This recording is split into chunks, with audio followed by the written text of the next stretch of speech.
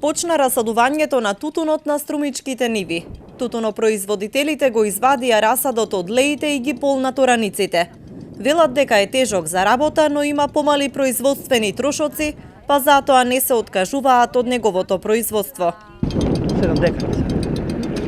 Тутуно поиспитно има многу работа, ама да речеме нема трошок толку. А ово зеленчугото па крај нема да може. Крај нема. И не може да исплатиме давачките. Ѓоргиев сади со вода.